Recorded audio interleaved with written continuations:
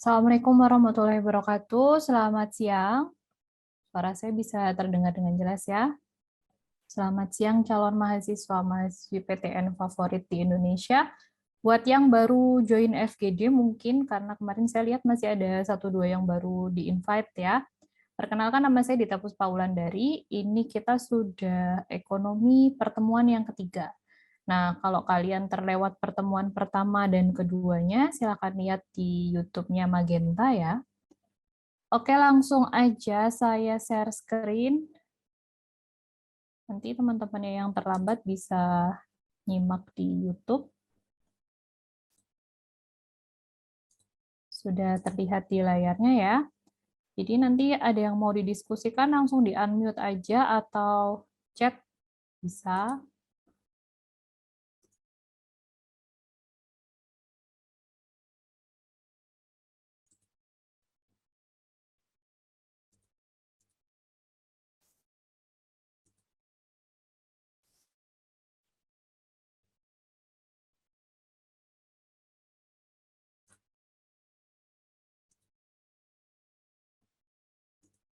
Oke, ini pertemuan ekonomi yang ketiga. Yang sebelumnya, yang pertama kita bahas tentang konsep dasar ekonomi, yang kedua kita bahas tentang mekanisme pasar, permintaan, dan penawaran. Kemudian hari ini kita akan bahas mengenai elastisitas harga dan jurnal umum. Nah, pasti ada yang keluar kok hitungan, walaupun nggak banyak, pasti ada 1-2. Nah, biasanya di jurnal umum juga nggak hitungan aja, tapi bisa juga teori yang ditanyakan. Kalau elastisitas itu bisa hitungan, bisa teori. Kita siapkan semuanya ya, jadi nanti soal apapun yang keluar sudah siap. Nah, yang pertama tentang elastisitas harga permintaan. Ini kenapa saya pilih 2 materi ini? Sebenarnya kan ekonomi itu materinya, babnya yang perlu dipersiapkan ada banyak. Kalau terlewat, di Zoom ekonomi yang pertama, di situ sudah saya tuliskan bab-bab apa yang biasanya sering muncul di UTBK. Termasuk di tahun ini sih saya lihat bab-babnya masih sama. Cuman variasi soalnya ada yang berbeda, ada yang baru, ada juga yang masih sama-sama juga kayak yang tahun-tahun sebelumnya. Intinya bab-babnya masih sama. Nah, untuk semua materi ekonomi nggak mungkin terbahas ya, karena kan pertemuannya FGD seminggu cuma sekali nih. Jadi saya kenapa pilih 2 materi ini, karena materi ini yang katanya menurut siswa itu paling sulit gitu untuk dipelajari sendiri. Jadi saya share ke adik-adik biar lebih gampang ya belajarnya. Kalau tentang manajemen itu kan gampang, bisa dibaca, bisa dipelajari. Kemudian teori-teori ahli ekonomi, kayak misalkan teorinya Adam Smith, David Ricardo, itu bisa dibaca, bisa dipelajari. Nah, kalau elastisitas sama jurnal, ini konon katanya harus dijelaskan biar paham. Oke, saya mulai. Yang pertama, macam-macam elastisitas. Jadi sebenarnya elastisitas itu nggak cuma elastisitas harga ya. Di sini biasanya atau familiar disebut dengan elastisitas harga permintaan. Ada juga elastisitas titik, elastisitas pendapatan, dan elastisitas silang. Nanti yang kita bahas cukup nomor 1 aja ya, karena ini yang paling sering keluar. Tahun ini juga saya tanya dari beberapa siswa yang sudah tes, itu juga keluar juga tentang elastisitas harga. Mungkin nggak Kak keluar poin 2, 3, 4, mungkin. Pernah ada di tahun-tahun sebelumnya, pernah, tapi jarang. Nah, kalau kalian sudah prepare untuk poin nomor 1, bisa pelajari poin nomor 2, 3, 4 di buku sudah lengkap. Jadi yang sekarang saya kupas yang paling sering muncul aja ya. Nah, elastisitas harga permintaan, pengertiannya elastisitas harga merupakan istilah ekonomi mikro yang menganalisa tentang seberapa sensitif permintaan suatu barang terhadap perubahan harga. Jadi yang namanya elastis itu kan kesensitifan, perubahannya. Perubahannya bagaimana? Normalnya kalau harga itu berubah, pasti jumlah barang yang diminta juga berubah. Tapi itu tidak terjadi untuk beberapa macam barang. Nah, coba ya, kita lihat masing-masing barang itu bersifat sesensitif apa terhadap perubahan harga. Kita cek di sini.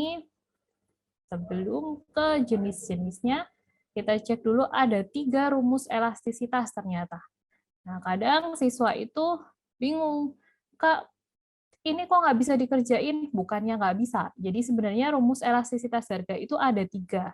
Nah, kalau kalian cuman familiar dengan rumus yang pertama atau salah satu rumus aja, pasti ngerasanya sulit. Tapi kalau ini sudah tahu seperti ini, pasti bisa ya semua soal apapun. Nah, di sini sudah saya tuliskan masing-masing keterangannya. ED, elastisitas, price elasticity of demand, elastisitas harga permintaan, itu rumusnya delta Q per delta P kali P1 per Q1. Kok ada banyak rumus sih? Kalau di sini saya ngambil kata kuncinya dari Q, quantity, jumlah barang. Jadi untuk rumus yang pertama Q-nya dulu ya, duluan. Delta Q, baru delta P, setelah itu kali kebalikannya, P-nya yang pembilang, Q-nya yang penyebut. Nah, untuk rumus yang kedua juga Q-nya yang duluan. Jadi pembilangnya Q. Persen delta Q dibagi persen delta P. Untuk ini juga Q aksen atau turunan Q kali P per Q. Nah, kita kupas dari yang nomor 1 dulu ya. Ini dipakainya kapan, Kak? Lihat dulu ini. Digunakan saat pada soal dapat diketahui P1, P2, dan Q1, Q2. Jadi kalau di soal kalian bisa menemukan perubahannya, delta, perubahan atau selisih.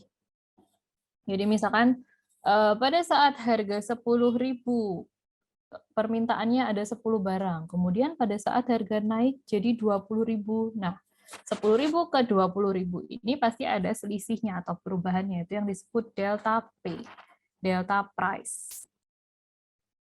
Nah, ini rumus pertama dipakai saat bisa dapat P1, P2, Q1, Q2. Nah, ternyata kalau soalnya simple, cuman bisa diketahui persen-persen, berarti pakai rumus yang kedua. Kalau soalnya cuman bisa dapat 1 P dan 1 Q, nggak bisa nih Kak, cuman ada fungsi, kemudian fungsi atau persamaan, fungsi permintaan atau fungsi penawaran, kemudian saya cuma bisa dapat P1 dan Q1 aja, P2, Q2-nya nggak bisa. Ya berarti bisa tetap dikerjakan pakai rumus yang ketiga. Ini. Jadi tinggal lihat soalnya. Kalau fungsinya seperti ini, Q-D sama dengan, maka gunakan yang Q aksen, kali P per Q. Kalau soalnya PD sama dengan, nah berarti pakai yang rumus yang kedua, seper P aksen. Tetap ya, belakangnya P per Q, kali P per Q. Aksen itu apa sih? Aksen di sini turunan. Nah, jadi kalau ada yang kabur dari Saintek pindah ke Sosum berharap nggak ada hitungan, salah ya. Di sini ketemu lagi sama kita, di ekonomi ada hitungan juga. Nah, turunan ini gampang, di matematika sudah belajar kan? Kalau 12, konstanta tunggal seperti ini, turunkan habis. Kemudian min 5P, P-nya turun habis. Jadi sudah tinggal min 5. Jadi turunan Q-nya min 5. Jadi nanti dimasukkan ke sini, min 5 dikali berapa P1-nya, berapa Q1-nya, ketemu jawabannya. Ya, sampai di sini dulu, mungkin ada pertanyaan? Atau sudah cukup jelas? Atau ada yang perlu diulang? Mungkin terlalu cepat.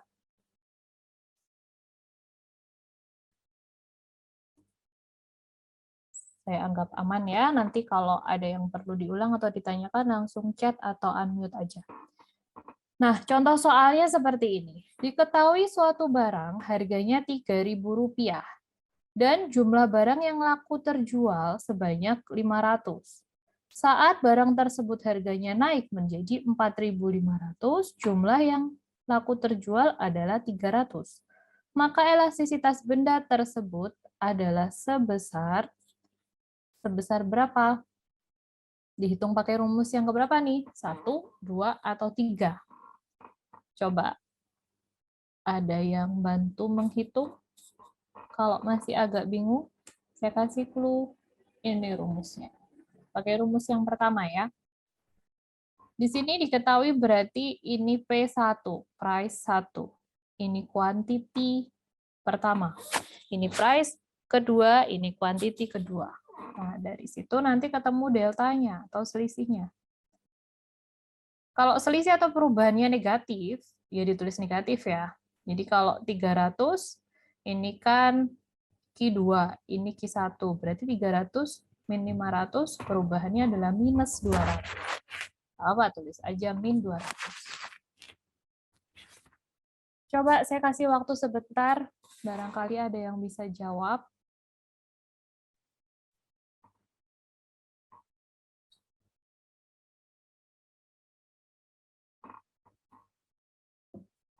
Akan dihitung.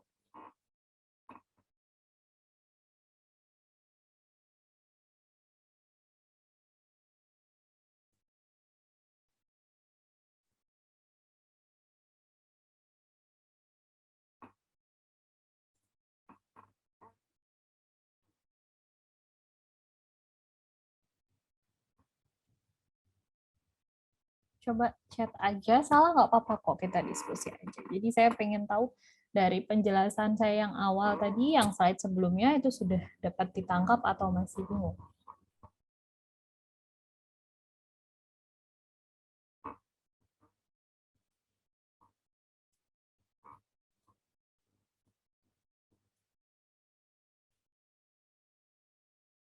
Oke, ada yang sudah ngechat? Min 12. Dapatnya min 12 ya? Jawabannya nggak ada. Ada yang lain? Yang lain hitung dapatnya berapa?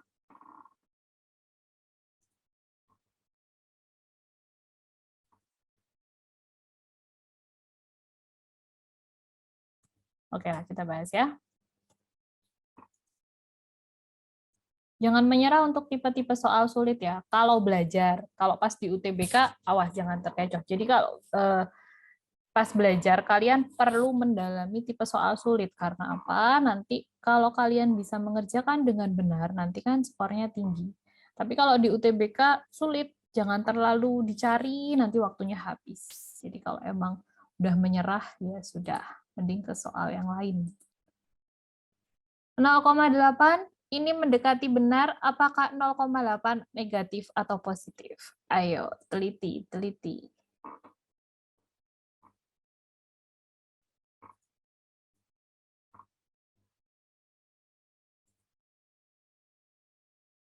Udah ya, saya bahas aja ya.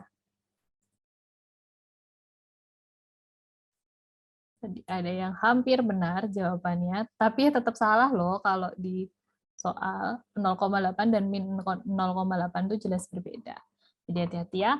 Ini ditentukan P1-nya 3.000, kemudian Q1-nya 500 dari soal, price keduanya 4.500, quantity keduanya 300. Jadi dari sini dapat ditentukan bahwa deltanya, delta P, perubahan price-nya 4.500 min 3.000, ketemunya 1.500. 300 min 500, itu kan minus. Nah, jadi tuliskan min 200. Min 200 di sini. Delta Q per delta P kali P1 per Q1, tinggal dimasukkan. Min 200 per 1.500 kali 3.000 per 500. Ini bisa dicoret ya, nolnya 2, ini nolnya 2 dicoret, ketemu min 2 dan 5. Kemudian ini bisa disederhanakan, ini jadi 2, ini jadi 1. Ketemunya min 4 per 5. Nah, kalau mau dijadikan desimal kan bawahnya harus puluhan. Berarti min 8 per puluhan, maksudnya 0. 10, 100, atau 1000. Nah, ini berarti paling gampang kita jadikan min 8 per 10. Min 0,8. Jadi jelas jawabannya B. Oke, kemarin saya sedikit nyimak obrolan di grup. Beberapa tak jawab nembak. Jadi ngawur gitu ya, karena udah mentok nih, gak ada pilihan nih. Kalau kalian sudah di jalan buntu seperti itu, saya ajarin sedikit caranya, tapi kalau bisa dihitung jangan langsung ditembak loh ya, bisa salah nanti. Jadi kalau udah mentok nggak tahu jawabannya, seperti ini strateginya. Jadi pembuat soal itu, apalagi pembuat soal UTBK itu kan para dosen terpilih, dan soalnya pun soal terpilih melalui seleksi terpilih. Nah, jadi nggak mungkin soalnya simpel. Nah, jadi kayak gini.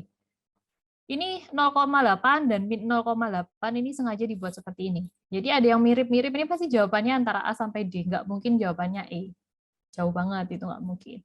Nah, salah satu cara mengeliminasi jawaban ya udah tinggal ngitung kancing.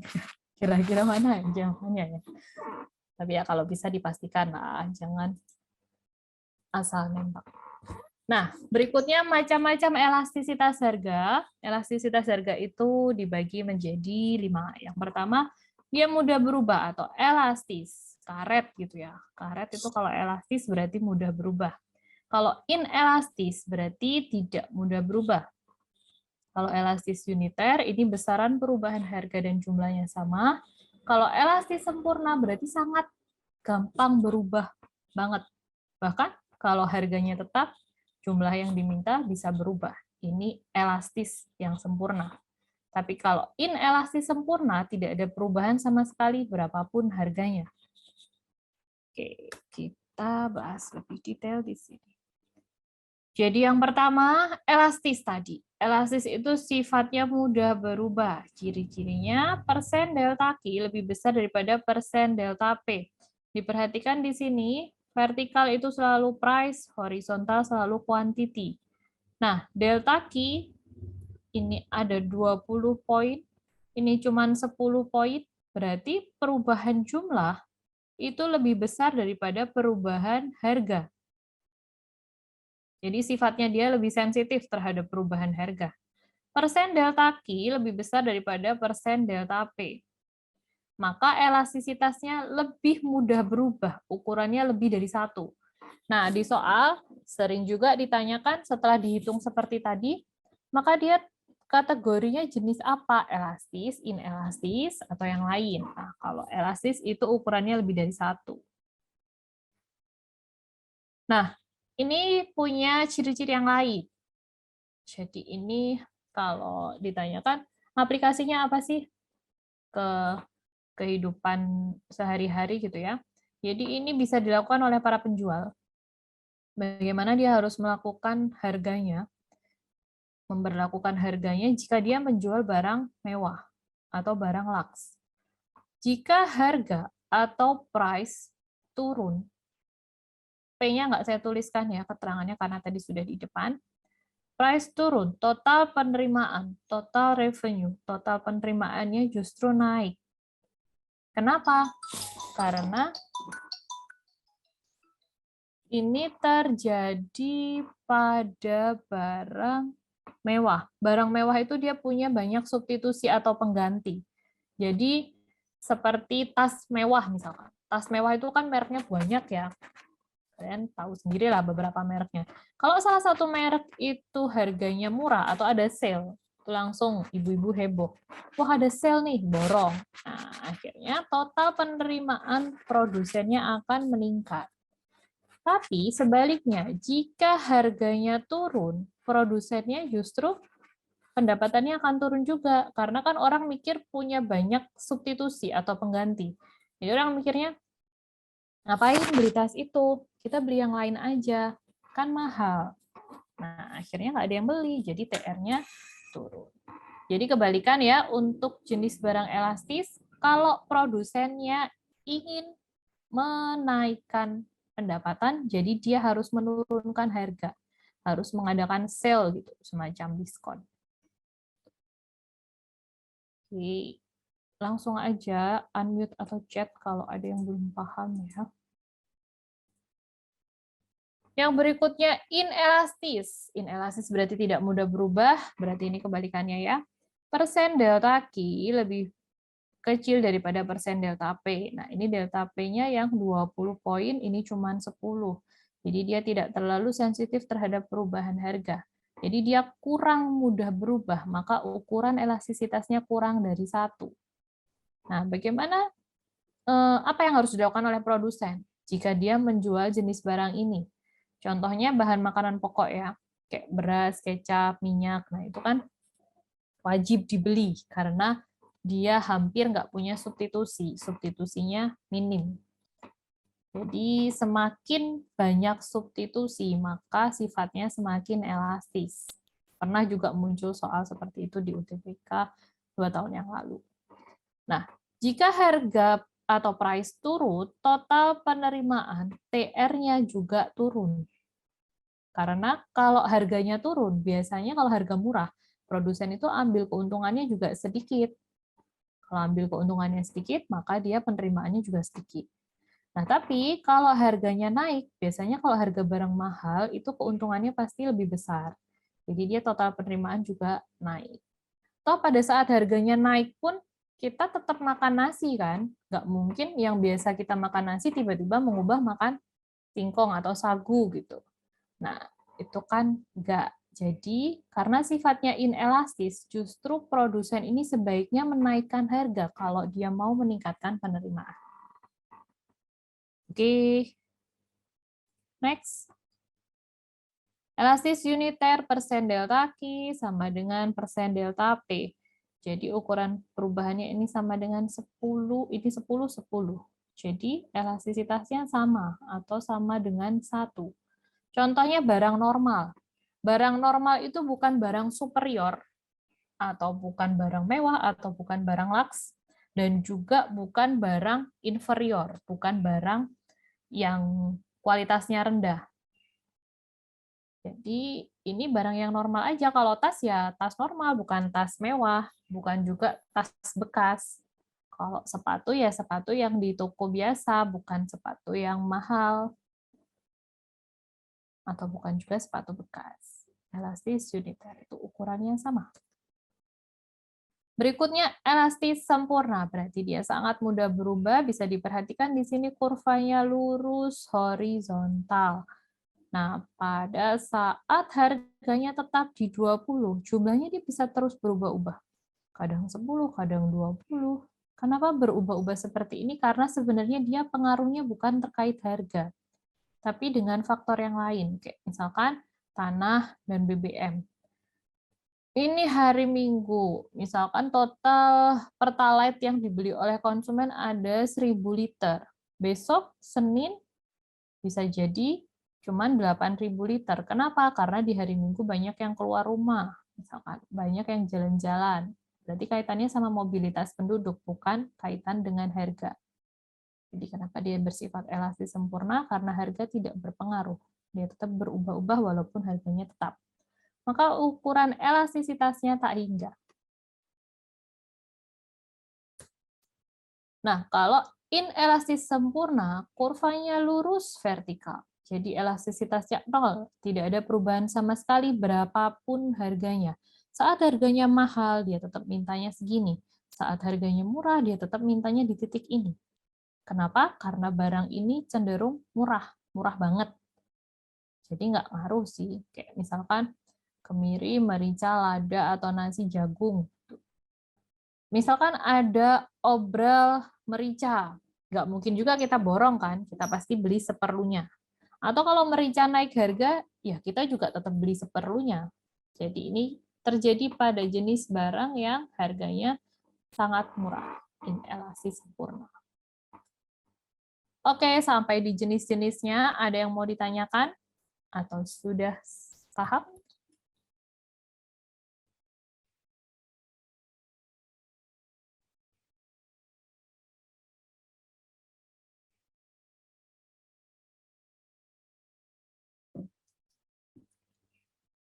Aman ya, aman ya. Oke, ditanya aja kalau ada yang masih bingung. Nah, coba nih, saya cek nih, sampai sejauh mana pemahamannya. Saat penjual menurunkan harga barang, mengakibatkan total revenue-nya atau total pendapatannya turun. Maka sifat permintaan barang tersebut adalah apa tadi?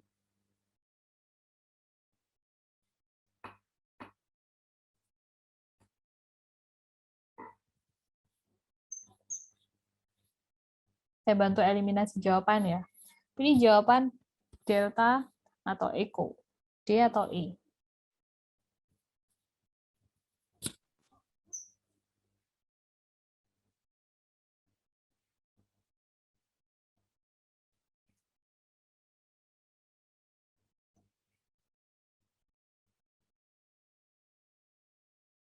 Silakan, coba dijawab.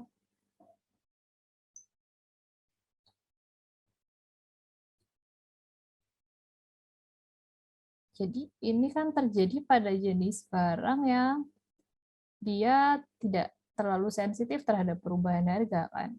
Nah, itu jenis barang apa berarti?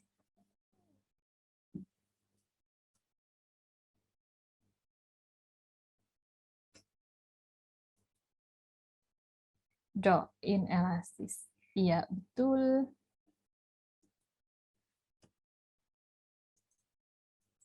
Yang jawab kayaknya kakak admin. Ini pembahasannya. Saya ulang lagi ya. Ini langsung saya bandingkan jenis barang elastis. Jika harga turun, total penerimaannya justru naik. Karena kalau diobral atau ada diskon, masyarakat tertarik untuk membeli. Dan sebaliknya, apabila barang harganya naik, konsumen akan memilih untuk membeli barang pengganti yang lain. Ini terjadi pada barang mewah. Jadi ini sifatnya berbanding terbalik. Kalau harga turun, TR-nya naik. Tapi kalau yang searah seperti ini jenis barangnya inelastis. Jika harga turun, total penerimaannya juga turun. Karena keuntungan produsennya jadi lebih tipis. Dan sebaliknya apabila harga naik, total penerimaan juga naik. Contohnya makanan pokok atau beras. Itu jawabannya delta. Nah, saya beralih ke soal jurnal umumnya. Oh, sebelum ke soal, saya bahas dulu ini. Jangan diabaikan ya, ini pasti ada yang keluar tapi nggak tahu bentuk soalnya bakalan ke jurnal, buku besar, atau yang lain. Karena sebenarnya akuntansi itu siklusnya panjang sampai akhir. Ini saya kasih konsep dasarnya dulu, karena ini kalian harus bisa. Jadi ada yang bilang akuntansi blank sama sekali, sebenarnya karena ini belum paham. Kalau ini aja udah paham, akuntansi akan mudah mengikuti. Coba ya. Di akuntansi itu ada 5 akun. Harta, utang, modal, pendapatan, dan beban. Nah, sifatnya kalau bertambah, nggak semuanya di debit loh ya, nggak semuanya di debit.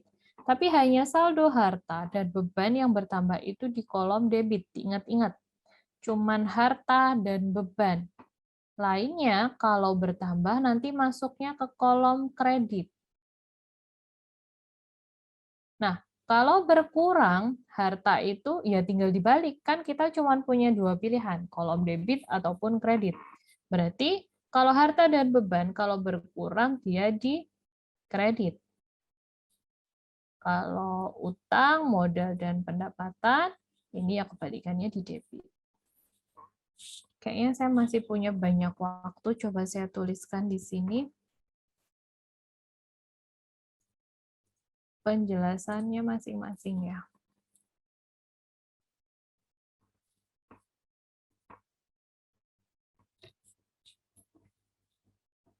Untuk anak IPA takutnya rumit. Karena kalau anak IPS udah punya lah konsep dasar ini. Apa yang perlu saya kasih penjelasan di sini?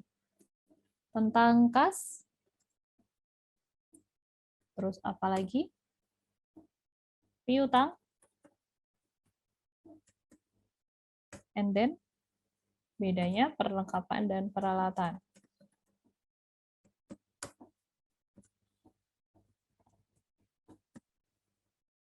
Terus, price ya.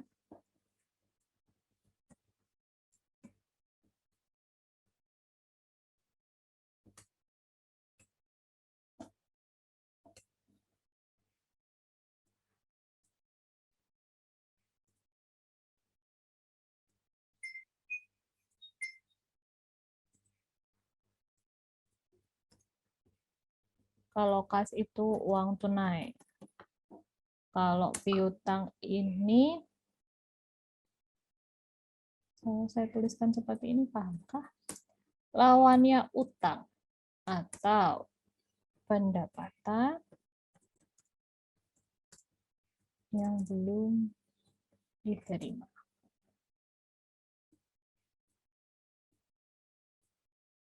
Perlengkapan, ini masa pakainya kurang dari 1 tahun. Contohnya apa? Contohnya alat tulis.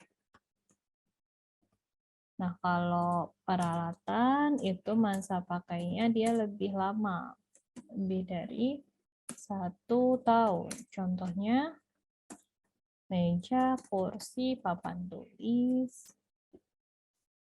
Prive di sini sudah ya, pengambilan pribadi oleh pemilik. Jadi dia sifatnya akan mengurangi modal. Nah, modal berkurang, jadi saldo normalnya di debit. Oke. Ada lagi yang perlu saya tuliskan catatannya? Nah, di sini saya tuliskan saldo normal. Jadi biasanya ada, misalkan di buku besar gitu ya, ada saldo K 10 juta. Itu tanpa perlu dijelaskan itu debit atau kredit, pasti di debit. Jadi saldo normal itu saat akun itu bertambah.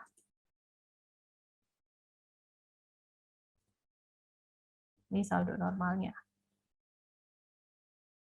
Oh, ada typo. Sebentar.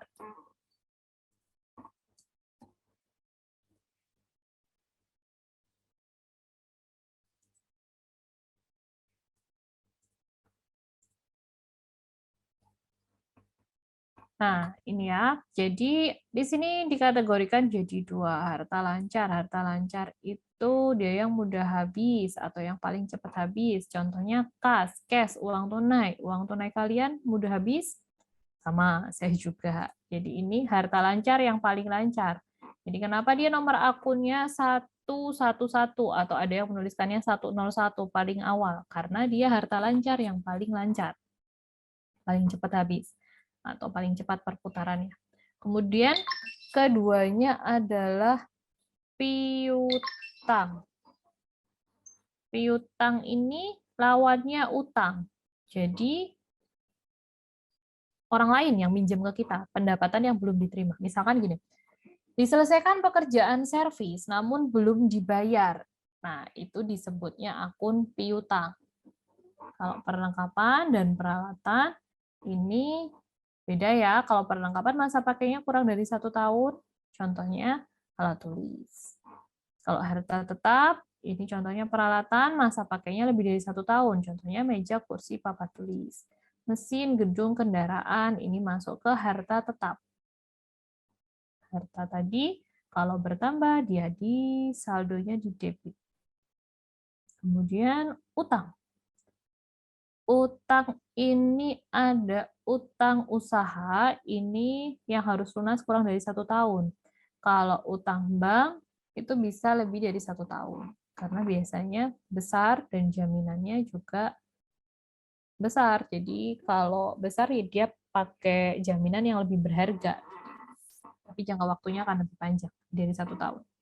Nah, kalau modal itu kaitannya biasanya sama prive. Prive itu pengambilan pribadi oleh pemilik. Boleh toh Kak ngambil uang dari perusahaan? Ya boleh. Kalau itu kantor kalian sendiri kan ya boleh kalian bosnya. Tapi harus dicatat biar nggak bingung nanti akuntannya, adminnya biar nggak bingung. Namanya prive. Sedangkan pendapatan, ini ada pendapatan yang dari kegiatan operasional, pendapatan jasa namanya. Kalau dari luar bisa dari pendapatan sewa, pendapatan bunga. Jadi misalkan ada toko gitu ya, di depannya dipakai untuk jus atau jualan kebab. Nah, mereka kan bayar sewa, berarti itu pendapatan juga, tapi pendapatan luar usaha. Kemudian nabung atau deposito dapat bunga, itu pendapatan juga, tapi pendapatan luar usaha. Kalau beban ada banyak, beban gaji, beban listrik, beban administrasi, kemudian beban bunga ini masuk beban luar usaha. Jadi bukan dari aktivitas sehari-hari. Oke, sampai di sini ada pertanyaan kah?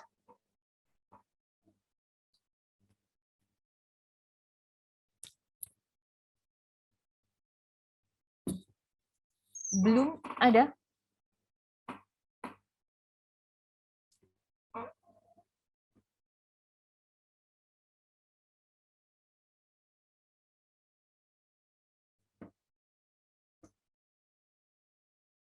Sudah ya?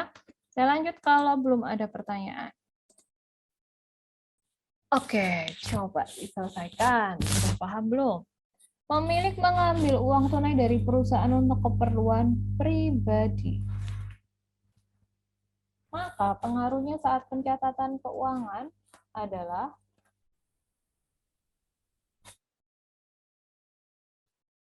yang mana kira-kira jawabannya? Nah, di akuntansi itu dia menggunakan prinsip keseimbangan. Jadi, kalau debit bertambah, kredit juga harus bertambah. Nah, ini nominalnya harus sama. Kalau debitnya 10.000, kreditnya juga harus 10.000. Jadi, setiap ada transaksi, kita harus menganalisis debit dan kreditnya.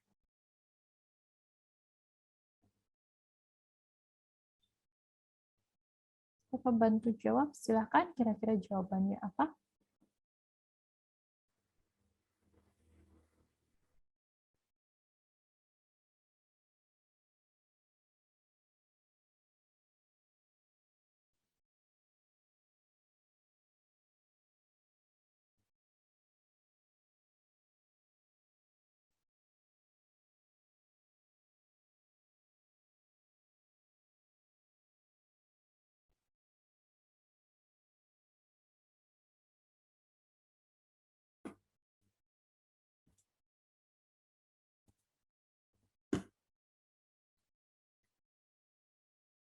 Apa dong jawabannya?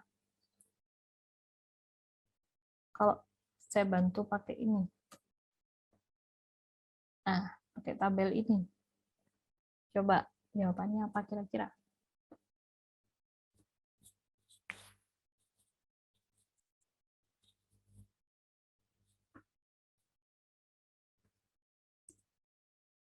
Pemilik mengambil uang tunai. Berarti kalau uang tunai tadi namanya akun prive.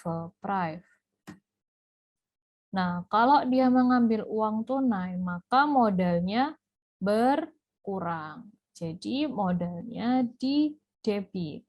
Modal berkurang di debit. Nih. Terus ya udah ya, ketemu jawabannya yang C. Terus kalau dia mengambil uang tunai itu kan kas. Tadi dia masuk ke harta lancar. Uang tunai kalau diambil berarti akan berkurang, maka dia masuknya ke kolom kredit. Maka jawabannya jelas yang C. Silakan kalau ada pertanyaan.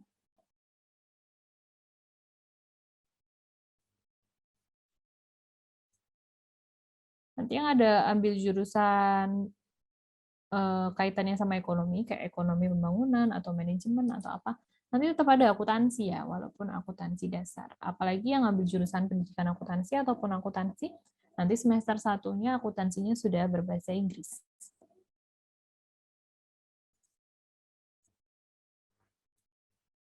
Kita masih punya beberapa waktu nih. Saya coba kasih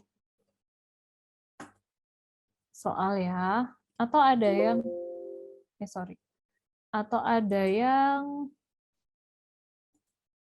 mau bertanya, silakan tentang soal yang di sini atau bahasan yang lain.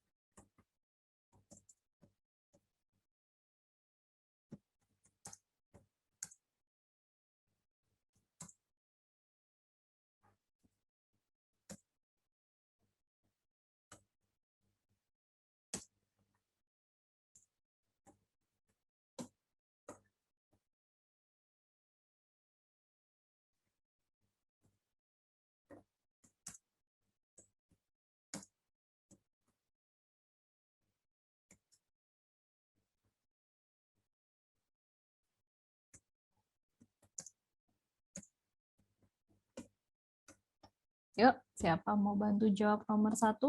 Kira-kira kalau dibahas di jurnal umum ini jawabannya apa?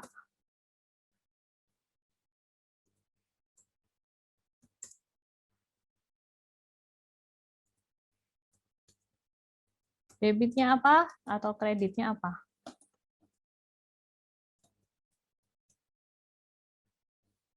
Pemilik menyetorkan uang tunai sebesar 100 juta untuk modal perusahaan. Berarti apa yang bertambah? Kalau uang tunai tadi istilahnya apa?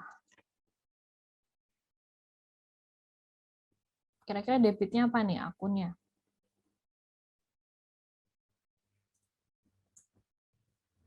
Yuk, siapa yuk? Mau bantu yuk.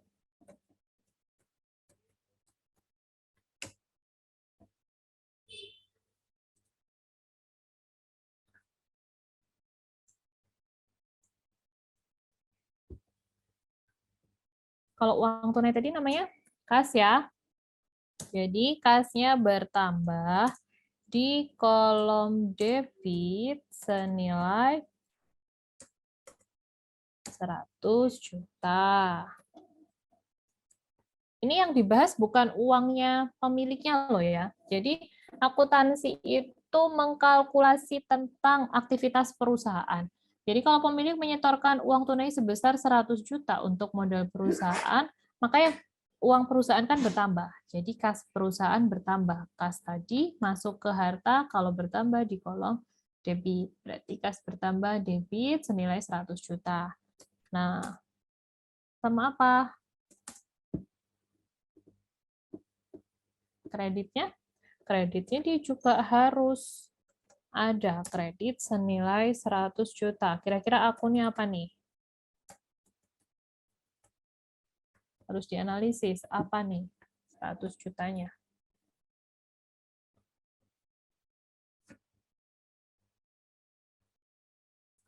Utang, modal, atau pendapatan?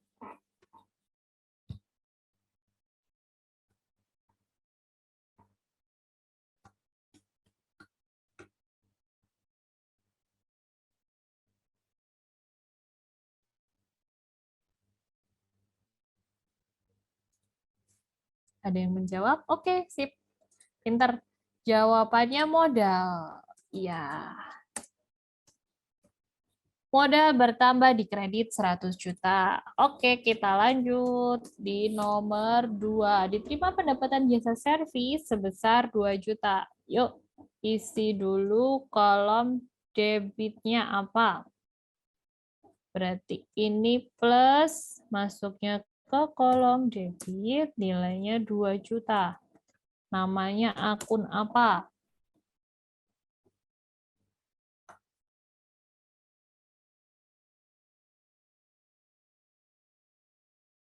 Diterima pendapatan jasa servis. Berarti kita menerima uang tunai. Uang tunai tadi apa istilahnya?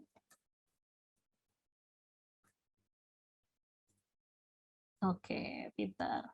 Iya, ini Ansi Hazanah langsung selesai ya. Kas bertambah di debit 2 juta, pendapatan bertambah di kredit 2 juta. Oke, cakep. Ini pasti anak IPS ini.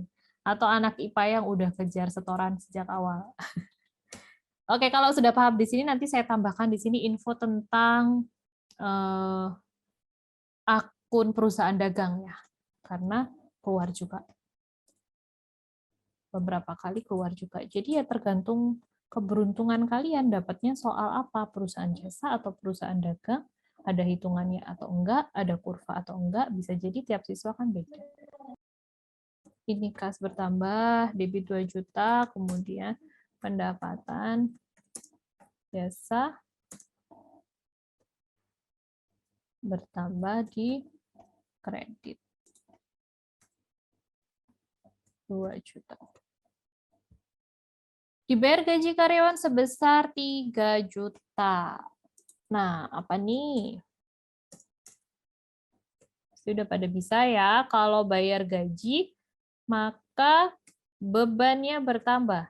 Jadi beban itu untuk ngasih tahu gitu loh. Oh, uangnya buat bayar apa sih? Kalau buat bayar gaji ya beban gaji. Kalau buat bayar listrik ya beban listrik. Tuh. Kas dan beban. Pintar. Jadi dibayar gaji karyawan sebesar 3 juta. Jadi beban gaji bertambah di debit 3 juta, sedangkan kreditnya kas, karena buat bayar kas kredit 3 juta. Oke, silakan kalau ada yang mau bertanya. Aman ya? Saya balik ke sini.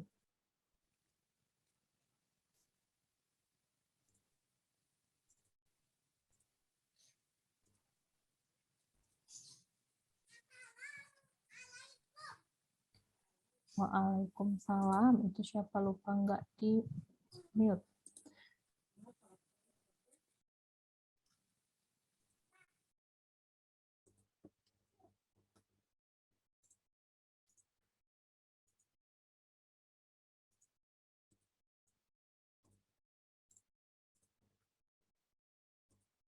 Cara menentukan debit dan kredit perusahaan dagang. Ini saya lengkapi ya. Oh, nggak usah deh. Ini perusahaan dagang juga muncul akun ini.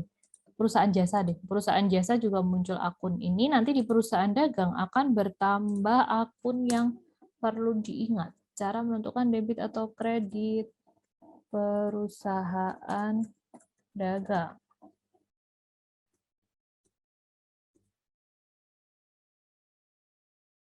Oh ya, oke. Nanti PPT-nya pasti di-share ke grup kok.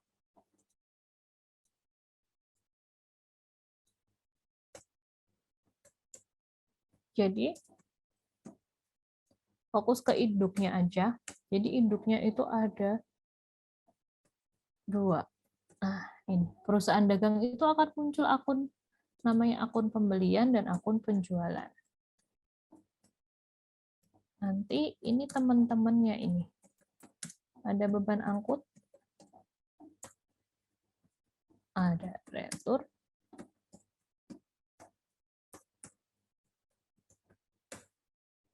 ada potongan.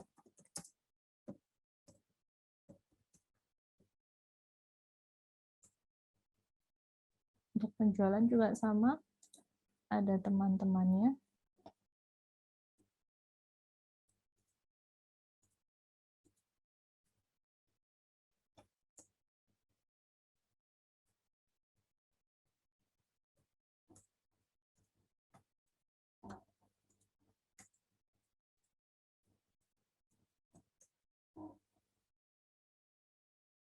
Sorry. Beban angkut penjualan saya delete ya, karena itu bukan unsurnya penjualan. Jadi beban angkut penjualan itu masuk ke beban lain-lain.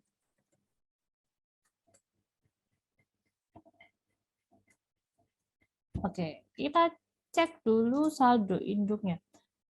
Kalau pembelian itu dia sama dengan beban, karena sama-sama ngeluarin uang kan. Nah, kalau beban tadi saldo normalnya di debit. Berarti kalau muncul akun pembelian, itu nambahnya atau masuknya ke kolom debit. Nah, beban angkut pembelian ini pasti menambah harga pembelian. Jadi misalkan kamu beli barang tapi nggak bisa bawa, akhirnya minta tolong kurir bawain. Nah, bayar kurir kan, berarti akan menambah. Di akuntansi prinsipnya, kalau menambah itu sama. Kalau beda itu saat dikurangi. Jadi karena dia menambah harga pembelian, jadi sama dengan saldo induknya, debit. Sedangkan retur dan potongan pembelian, dia akan mengurangi harga pembelian. Retur itu pengembalian barang karena tidak sesuai pesanan. Bisa karena rusak atau beda dari pesanan, pesannya warna hitam, datangnya coklat. Nah, ini bisa diretur. Kalau retur ini akan mengurangi harga pembelian, jadi dia saldonya beda dengan saldo induknya di kredit. Kalau potongan pembelian di kredit juga, karena diskon itu akan mengurangi harga pembelian. Jadi kalau menambah itu sama dengan saldo induk, kalau mengurangi beda dengan saldo induk. Itu ya. Kalau penjualan, dia sama kayak pendapatan. Karena kalau penjualan ini dapat uang. Jadi saldonya sama kayak saldo pendapatan kredit. Retur dan potongan penjualan kira-kira saldonya di sisi mana?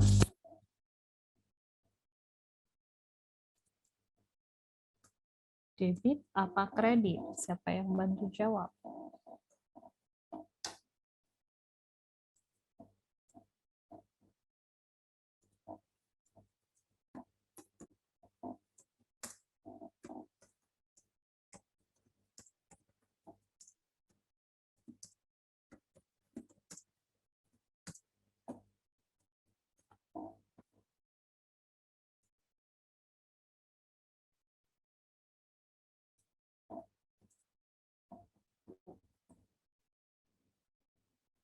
Apa nih?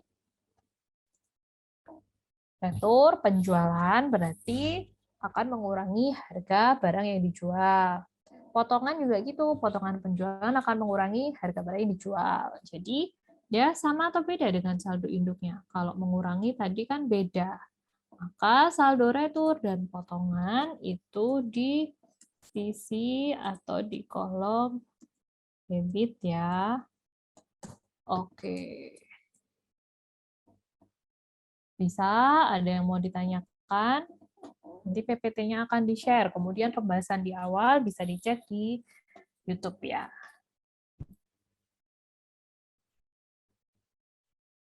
Sudah? Atau adakah pertanyaan? Kalau sudah cukup, saya ada sedikit pesan nih.